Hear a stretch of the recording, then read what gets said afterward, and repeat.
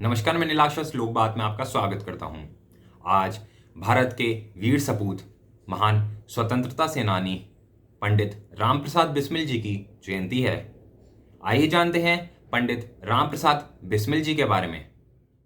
पंडित रामप्रसाद बिस्मिल का जन्म 1897 में ब्रिटिश भारत के उत्तर पश्चिमी प्रांत के शाहजहांपुर में हुआ। रामप्रसाद बिस्मिल ने अपने पिता से हिंदी सीखी और उर्दू सीखने के लिए उनको एक मौलवी के पास भेजा गया था।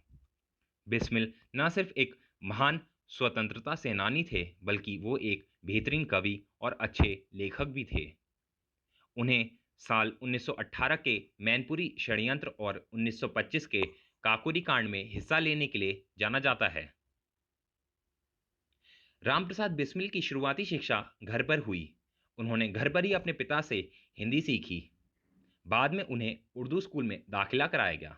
कहा जाता है कि यहीं से ही उनमें उपन्यास और गज़लों की किताबें को पढ़ने का दिलचस्प जागने लगा था। कुछ समय बाद रामप्रसाद अपने पड़ोस में रहने वाले एक पुजारी के संपर्क में आए, जिनका उनके व्यक्तित्व पर गहरा प्रभाव पड़ा। जब रामप्रसाद बिस्मिल महज 14 वर्ष के थे, तब वो अपने माता पिता से पैसे लेकर उनसे किताबें खरीदते थे, क्योंकि उन्हें किताबों से बेहद लगाव था। घर की आर्थिक स्थिति खराब होने की वजह से वे 8वीं तक ही अपनी स्कूली पढ़ाई पूरी कर पाए। रामप्रसाद के दिल में क्रांति की अलख छोटी सी उम्र में ही जग गई थी और वो महज 11 साल की उम्र में आज़ादी की लड़ाई में कूद पड़े थे। खेलने कूदने की उम्र में क्रांतिकारी आंदोलन में हिस्सा लेने की वजह से रामप्रसाद एक वीर क्रांतिकारी के साथ साथ बहुआयामी व्यक्तित्व के स्वामी बन गए।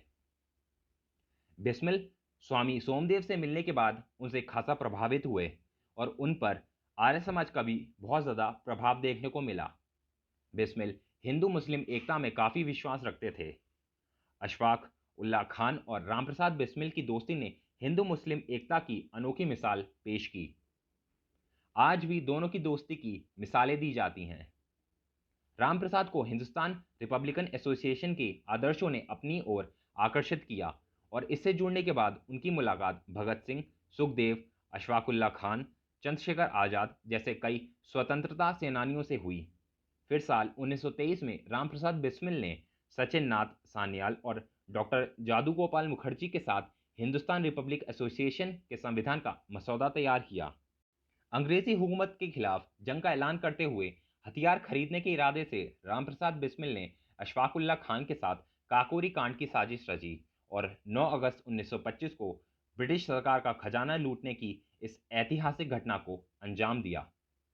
काकोरी कांड के बाद ब्रिटिश सरकार ने बिस्मिल को गिरफ्तार कर लिया और इस घटना को अंजाम देने के लिए उन्हें सजाए मौत की सजा सुनाई गई। उन्हें 19 दिसंबर 1927 को गोरखपुर की जेल में फांसी दे दी गई। हालांकि भारत मां के लिए अपना बलिदान देने से पहले जेल में रहकर बिस्मिल ने कई क्रांतिवीरों के जीवन पर पुस्तकें लिखी। उन्होंने आत्मकथा भी लिखी, जिसे उन्होंने अपनी फांसी के 3 दिन पहले तक लिखा। मैनपुरी षड्यंत्र और काकोरी कांड को अंजाम देने में महत्वपूर्ण भूमिका निभाने वाले रामप्रसाद बिस्मिल ने जेल में अपनी 200 पन्नों की आत्मकथा में ब्रिटिश साम्राज्यवाद की पोल खोलकर रख दी थी। इसलिए उनके द्वारा लिखी गई पुस्तक का प्रसार अंग्रेजों ने बैन कर दिया। बिस्मिल को जिस वर्ष फांसी दी गई थी, उस समय उनकी उम्र महज 30 वर्ष की थी। बिस्मिल ने फांसी का फंदा अपने गले में डालने से पहले भी सरफरोशी की तमन्ना अब हमारे दिल में है कविता पढ़ी थी। उनके बलिदान ने पूरे हिंदुस्तान को हिलाकर रख दिया था। अपनी मातृभूमि के लिए हंसते हंसते अपने प्राणों को न्यौछावर करने वाले रामप्रसाद बिस्मिल की कुर्बानी और उनके जज्बे को आज भी लोग सलाम करते हैं।